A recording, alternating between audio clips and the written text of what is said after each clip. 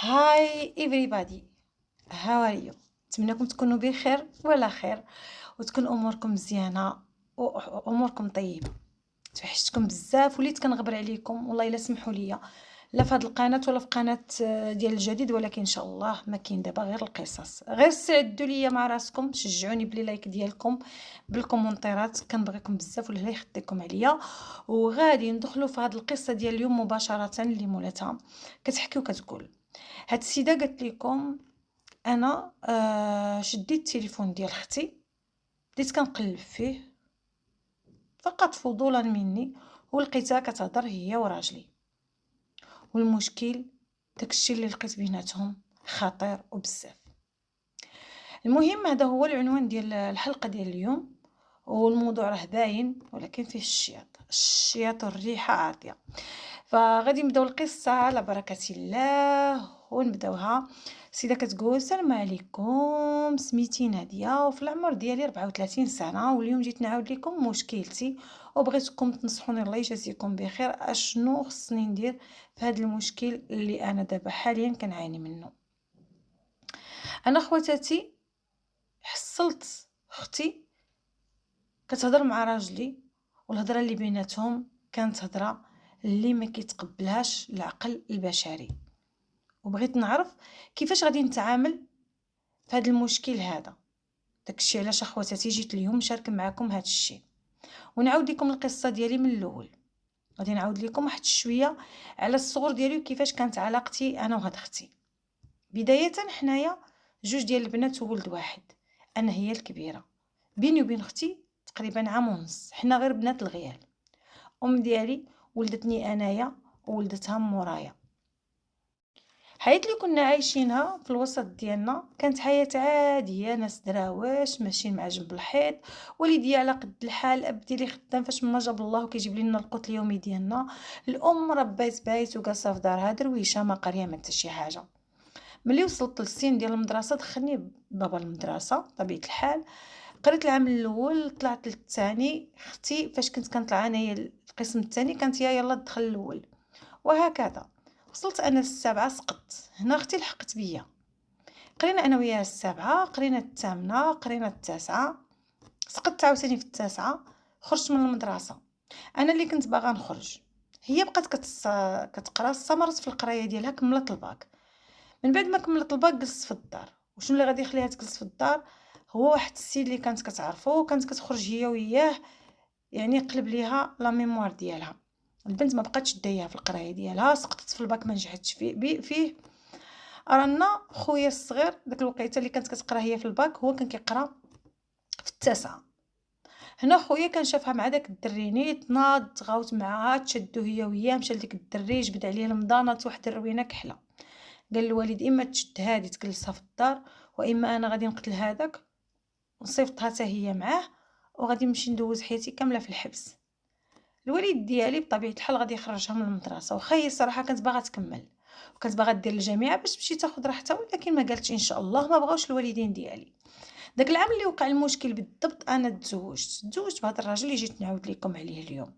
هاد السيد هذا ميكانيكي خدام على راسو غير بالجورني، ما عنده محل وما عنده حتى شي حاجه. ولدي يتيم، ما عنده لا باه لا ماه، نقدروا نقولوا تربى غير مع واحد اختو. هاد اختو هي اللي عرفتنا به، انا ما كنت لا كنعرفو ولا كيعرفني. اختو كنا تعرفنا انا وياها غير بالصدفه. وكانت قالت لي كانت سولتني علاش واش انا مزوجه، قلت لها اودي ما مزوجاش، مازال ما جابش الله. فعلا ما عمر شي واحد دوا فيا، ما عمر شي واحد خطبني، ما نقول لكمش انا كانوا الخطاب آه كيجي ولا نهائيا ما كاين حتى شي واحد، ما كاينش اللي يقول لك حتى السلام، بحكم انني اصلا ما كنتش كنخرج. كانت هضره ديال العائله تنقنيقه وصافي، ما كاينش شي حاجه اللي تبني عليها شي حاجه، هي هضره ديال برا وصافي، اما شي حاجه د المعقول ما كايناش. المهم تلاقيت مع هاد السيده قلت لكم غير بالصدفه، كانت سولتني قالت لي واش بغيت تزوجي، قلت لها ما كرهتش. قالت لي عندي واحد خويا وها شنو، راه مسكين غير يتيم خدام على راسو، ولد باب الله، ماشي شي واحد مفرعان، ما كيكمي ما كيسكر، داخل سوق راسو بصنعته بحرفته. قلت لها والله الا لقينا في ساعه الخير واللي فيها الخير لا يجيبها. سولي هاد خوك بعدا واش باغي يتزوج. قالت لي خويا راه باغي يتزوج، بحكم انا هي اللي ربيته طب على يديا، راه انا اللي كنقول ليه نوض تزوج كيقول لي اختي يلاه دبري ليا المراه انا معاك. فعلا شفت له بزاف ديال البنات سبحان الله حتى شي وحده ما دخلت للخاطر، ولكن انت تبارك الله عليك باينه بنت الناس ومعقوله. هادشي كامل اللي قالتو فيا كاين الحمد لله، بنت الناس معقوله، والديا ناس دراواش، غاديين مع جنب الحيط، ماشي مفرعنه، دايره الزيف ديالي، ساتره راسي، دايره حجابي، كنصلي صلاتي في الوقت ديالها الحمد لله، كنت داخله سوق راسي. يعني ما كنتعبش من الناحيه الاخلاقيه، اما من الناحيه ديال الشكل على قد حالي مقبوله. المهم هي هذيك قلت ليها مرحبا، الا بغى خوك وكان مستعد للزواج يشوفني بعدا ونشوفوا. قالت لي من حقكم تشوفوا بعضياتكم. دارت معايا الوقيته اللي تجي فيها للدار، قلت ليها نتشاور مع والديا. تشاورت مع والديا، با قال لي فين عرفتيها؟ قلت ليه عرفتها في البلاصه الفلانيه، مع انا بحكم ماشي ما كنخرجش من الدار الا للضروره القصوى. قلت لكم كنت لقيت مع قلت لكم تشاورت مع والديا قالوا لي مرحبا، ماشي مشكل، الا كانوا هاد الناس ناويين المعقول مرحبا بهم، علاش لا، سيري تزوجي ديري الدار ديالك راكي كبرتي. كنت واصله ديك الساعه تقريبا 24 عام. المهم ديك السيده صراحه دارت معايا الكلمه وفاتها. درنا انا ويا فوقاش غادي تجي، جابت خوها وجات واحد النهار الوالد ديالي ما خدمش على قبلهم باش يستقبلهم، ضروري غادي تجي هي وخوها باش غادي نتشافوا، يعني هو راه ما كيعرفنيش انا ما كنعرفوش، دونك خصنا ضروري نتشافوا. جاو درنا الكوتي داكشي اللي قسم الله، حتى حنايا دراوش على قدنا، ولكن راكم عارفين المغاربه واخا ما عندكش كتسلفي وكتكلفي وكتكبري بنادم. جاو دخلهم الوالد، كان خويا حتى هو حاضر. دخلت عندهم الوالده سلمت عليهم، من بعد دخلت عندهم انايا. شفت الدري تبارك الله ما شاء الله، الطوله والتجريده مزيون ما بيهش، الحمد لله عجبني شكلا هكا عجبني، ولكن اخلاقا داكشي ما عارفه عليه والو. مع العلم هي كانت عطاتني عليه واحد النبذه وقالت لي خويا راه متقي الله، كيصلي، داخل سوق راسو، ما كيكمي ما كيشرب ما حتى شي حاجه، ربيتو تربيه حسنه، بغيت له شي وحده حتى هي تكون معقوله. المهم هضرنا، شافني شفتو. من بعد طلب من الوالد قال لي عمي واش ممكن نهضر انا وبنتك واحد الخمسة دقائق غير بيني وبينها؟ قال لي يا ولدي من حقك، النظره الشرعيه راه امر بها الرسول صلى الله عليه وسلم، نوض تشوف، انت جيتي من الباب ما غاديش نحرموك، ماشي هذا من حقك. فعلا البنات دخلنا لواحد البيت، بدينا كنهضروا انا وياه، قال لي شنو قلتي في هذا الشيء، واش انت موافقه؟ انا راه غير درويش، وراه انا دابا حاليا غير كاري، وراه اختي صدعتني على الزواج وديك الشيء، بحكم انني كنت ساكن معاها وكنحشم من سيبي وهي مجوجه اختو، فقررت انني نسكن بوحدي. ولكن بحال بحكم ان اختي كتشوفني شويه مكرفس وهادي، بغات ليا شي مرا اللي تجمعني، وراكي عارفه المراه ماشي هي الراجل و الى اخره. قلت ليه اش غادي نقول لك اولاد الناس، انا الحاضر هو هذا، الشيء اللي عطا الله هو هذا. تا انا بنت درويشه، قريت للتاسعه، ما خدامه ما ردامه، ما عندي دبلومات، ما عندي صنعه، ما قاريه على قد حالي، كنعرف نقرا ونكتب على قد الحال، وبنت الدار. والشغل راه معلمه الشغل العادي، راه ما عنديش نقول لك انا كندير بساط ولا كنشوي الحواله، انا راه بنت بسيطه، داكشي البنادم باش عايش في نهارو اليومي انا راه كنديرو. قال لي تا انا ما جايش باش نتزوج بالطيابه ديال العراس، حنايا غادي نعيشوا على قد الحال ديالنا، وزيدو انت واحد ما مخلق معلمه، لا حتى ما كنتيش كتعرفي تشقي انا نشقى بلاصتك. صافي عرفت السيد بلي نجذب ليا وبغاني فعلا، حتى انا بغيتو، وقلت علاش لا، سير فلانه ديري دويره ديالك وليداتك، راه عندي اختي مورايا، راه كانوا هذيك كيجيو فيها الخطب ما كانتش كتبغي، هي كانت باغا داك الدري هذاك اللي بطبيعه الحال مازال القصه ديالها حتى هي طويله معاه. وافقنا على داك الزواج، قرينا الفاتحه تفاهمنا على العرس على العقد على كل شيء. تقريبا 6 شهور ما بين داكشي كامل، 6 شهور جمعت راسي، درت العريس ديالي في امان الله وحفظه، ومشيت لداري، دويره اللي كتكون من 2 بيوت ومريح وكوزينه ودوش وفريش على قد الحال، شي حاجه من جديد، الاغلبيه من القديم، وعايشين الحياه. جالسه مقابله داري، مقابله الاحتياجات ديالي وديال الزوج ديالي، قايمه بالواجب الحمد لله. ما كملتش اخوتي معاه العام، هو حاجه وحده قال لي ما نولدوش في العام الاول. قبل ما نكمل معاه العام كان جاه واحد الاقتراح من واحد السيد ديال انه يدير هو وياه مشروع في الشركه، يعني راجلي يخدم وهذا جا تشاور معايا وداكشي، قلت ليه توكل على الله فيها خير. هو قال لك انا ما باغيش نشرك، قلت ليه فيها خير. انت ما عندكش باش غادي دير محلك بوحدو، ما يمكنلكش تبقى نتايا كتخدم مع الناس بالجورني كيستغلوك.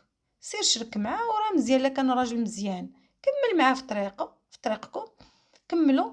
ما كانش مزيان الله يفرقكم بلا ذنوب. قال لي واخا الدار هي شرك مع داك السيد تبارك الله، ما جا يكمل معاه العام حتى كانوا تهزوا مع الموقع. كانوا اختاروا واحد الموقع زوين مع راجل تبارك الله، خدمته زوينه ومتقونه، كانوا عنده كليان ويعني عرفوه ما بقاش مع السيد اللي كانوا بقاو كيجيو عنده. المهم كان كيقول لي دخلتي عليا بالخير.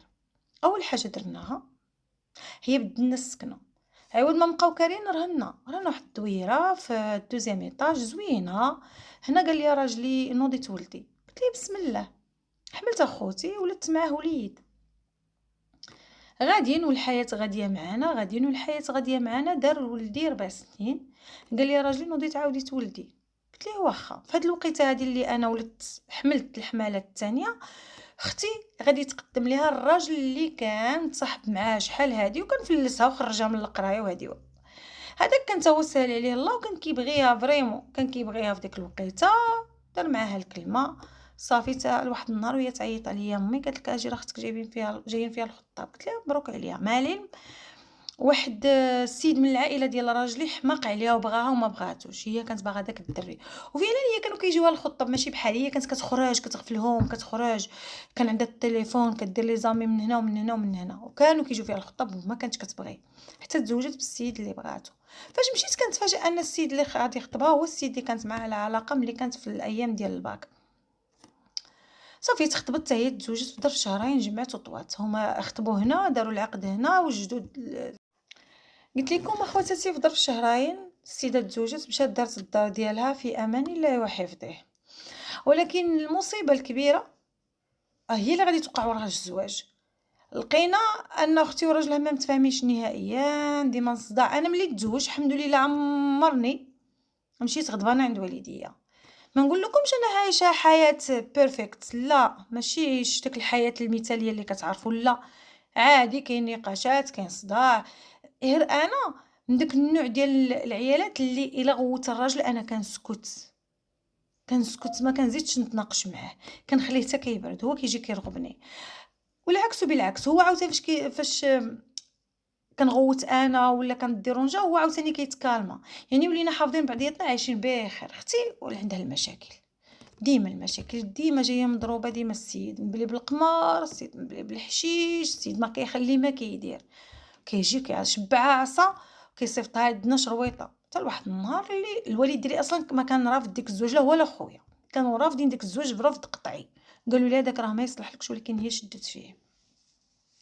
كان خطبها واحد الاستاذ كان كيحماق عليها وما بغاتش تزوج به، فضلت داك الشمكار ولا كيعطيها قتله في الصباح قتله في العشيه.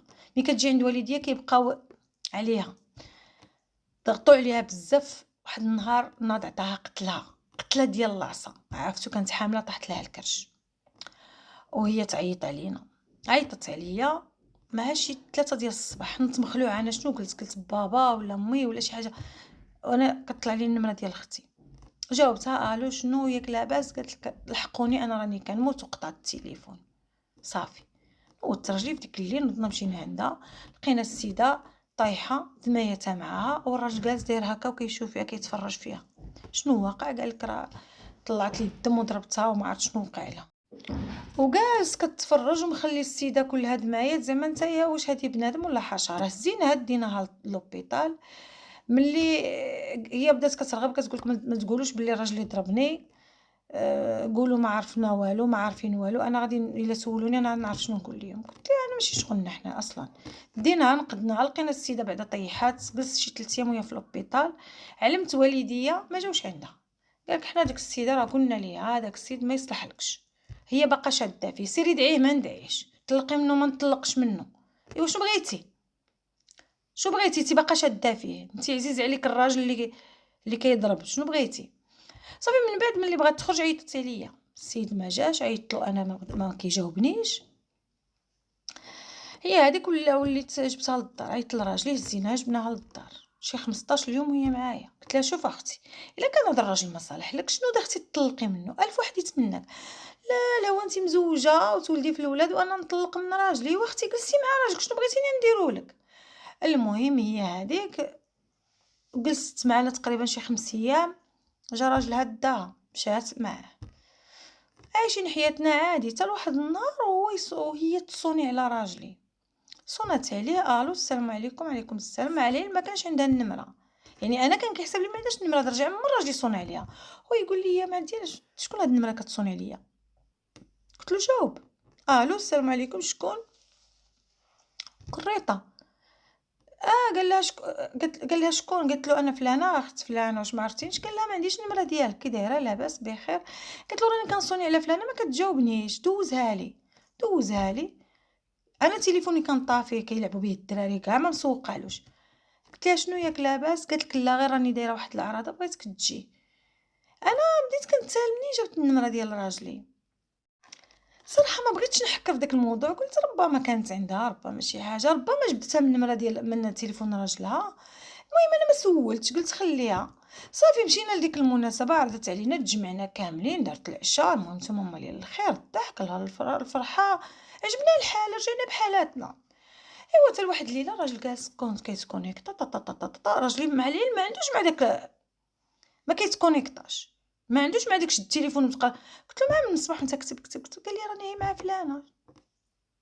ايوا قال لك راه مسكينه كتشكيلي من راجلها وصافي. قلت لي خلاتني انا وكتشكي لك نتايا. ايوا قال لك نتوما ما كتفهموهاش وما كتسمعولهاش وهادي وهي كون ما لقاتش راحتها معايا كاع ما تعاود لياش. ايوا مزيان ماشي مشكل. صافي السيد ولا كيهضر فين ما كنقول له مع من كتهضر مع فلانه، مع من كتهضر مع فلانه. واحد النهار قلت انا غادي نمشي عندها، هزيت ولادي ومشيت. مشيت لقيت السيده الصراحه جالسه برا عايشه مزيان، ما بقاش راجل كيضربها ولا معاها، مزيان بخير وعلى خير. ايوا هي هذيك. دخلت انا بقيت كنشوف فيها، قلت لها شفتك تبدلتي وليتي دابا مزيانه. قالت لك ايوا خمسة وخميس. قلت لها الله يبارك، انا باغي لك غير الخير راكي اختي. ايوا قالت لي الحمد لله على كل شيء. قالت لي ما بقيتش كنديها فيه وما بقيتش كندير معاه الصداع، وراكي عارفه بنادم الراجل خصو تعاملي معاه بسياسه وتاكليه بحوايجو. وانا وليت كنتعامل معاه زوين، ما بقيتش كنتسوق له واخا كيغوت وهادي قلت لها معليش. المهم نضت للكوزينه توجد.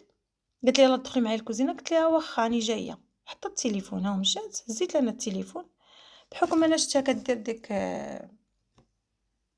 ديك النقش ديال كانت دايره واحد الحرف، داك النمط درتو سحل ليا التليفون. مشيت ديريكت للواتساب للدردشه. ملي بديت كنقرا البنات ديك الميساجات، صمدي تقلب عليا، عقلي ما بقاش كيستوعب اشنو واقع. شنو لقيت؟ اول حاجه راجلي مؤخرا ملي كنطلب له فلوس ولا اولا مصروف قلال، ما بقاش المصروف كي كان شحال هادي. ملي كنهضر له على الفلوس كيقول لك وانا راني شارك مع السيد واش بغيتيني نسرقو. مع العلم كان المصروف ديالنا زوين، قلال لي المصروف. ملي كنحتاج شي حاجه كنقول له عطيني مثلا، كان كيعطيني كل شهر، كيعطيني واحد البركه كنعربن بها دهيم.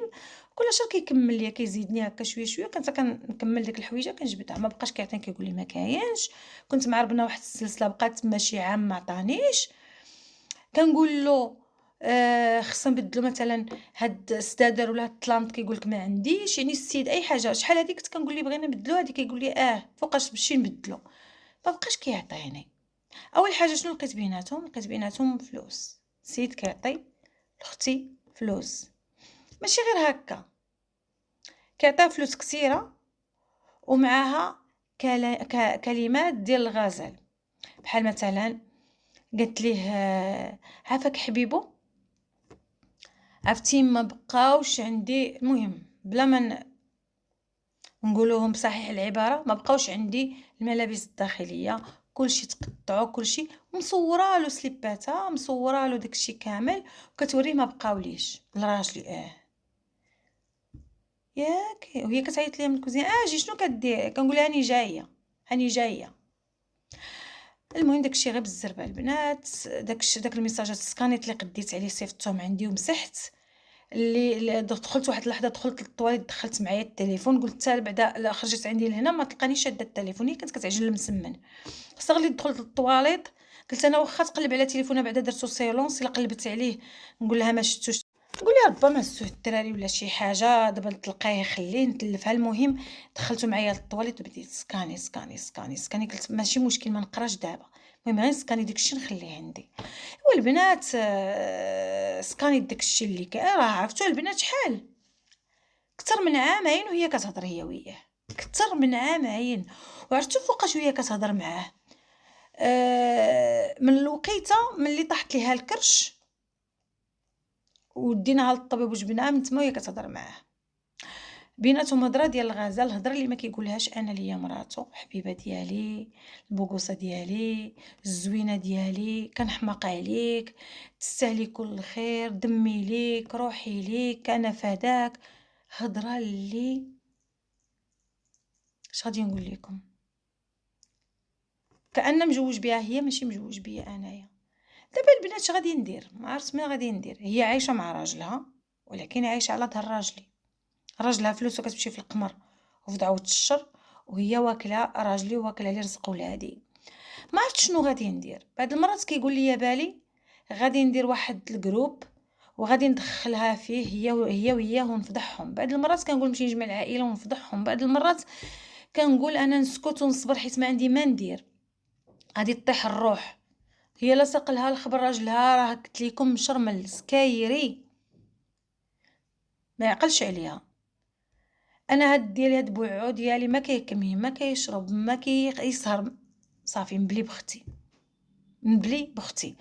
غادي تسولوني واش كاينه بيناتهم شي علاقه جسديه؟ في الميساجات ما باينش عندهم شي علاقه يعني ما تلاقاوش هكا جسديا، حيت ما لقيتش شي دليل على داك الشيء. انا كاين غير كلمات الغزال، هي كتقول له حبيبو راجلي بوكس ديالي. المهم داك الكلمات اللي كيقولوا العيالات للرجال، هو عاوتاني مغرق هذاك الشيء. انا عمرني ملي تزوجت به كيقول لي كلمات، كيقول لك الله لا تنسوا الفضل بينكم، ولكن ماشي داك الشيء اخواتاتي، داك الشيء هذاك راه دايز الحدود. ماشي نقول لكم الصمت ورد لتحت، لا، داك الشيء ديال الرومانسيه. الا قريتيه نتيا تقولي هادو كيموتوا على بعضياتهم. راجلي تبدل معايا بزاف، عاد بديت كنرجع الذاكره ديالي و وليت كنفكر واحد الوقيته شي 2 ولا 3 د المرات كان معايا هكا في علاقه حميميه كينطق السميه ديال اختي ودغيا كيقلب ليا. المهم راني البنات حاصله، ما عرفتش شنو غادي ندير، ما عرفتش كيفاش غادي نتعامل، ما عرفتش انا كيفاش غادي ندير مع هاد الحريره هادي. بغيتكم كاملين تنصحوني، خافت نهضر ونضيع زواجي ونشتت جوج ديال الاسر. هي ما عندها ما تخسر، ما عندها لا ولاد لا وتاد، وما عندها غرض، عايشه واكله شاربه ما عندهاش مشكل. المهم انا تحررت العيشه ديالي بسبب اختي، وهذه قصتي وهذه حكايتي، ونتمنى ان شاء الله نلقى عندكم الحل. شكرا لكم والسلام عليكم. وكيف ما سمعنا كاملين خواتاتي خوتي، هذه القصه ديال هاد السيده. فاش غادي نقول لك، هادشي ما خصوش يتسكت عليه، لان الا سكتي راه واخا ما بيناتهمش علاقه جسديه راه غتكون تولي كوني على يقين. فكبر هاد الصغار، انا كنقول كبر هاد الصغار، ولا هضري مع اختك هديها ولا المهم ما عرفتش شنو غادي ديري. المهم هادشي ما خصوش يتسكت عليه. شنو البنات بان لكم؟ شنو بان لكم في هاد الشيء هذا؟ هذه القصه ديال هذا النهار. نتمنىكم تشجعوني، لايكات، كومونتيرات، كتبي لي لا 20 كومونتير ما عنديش غرام ديال المشكل. انا I am very happy ملي كنشوف لي كومونتير ديالكم. كنشكركم بزاف بزاف. الى ان القاكم في قصه جديده. الناس بعدا الناس اللي اول مره كيشوفوا هذه القناه كنقول لكم مرحبا بكم، اهلا وسهلا عليكم.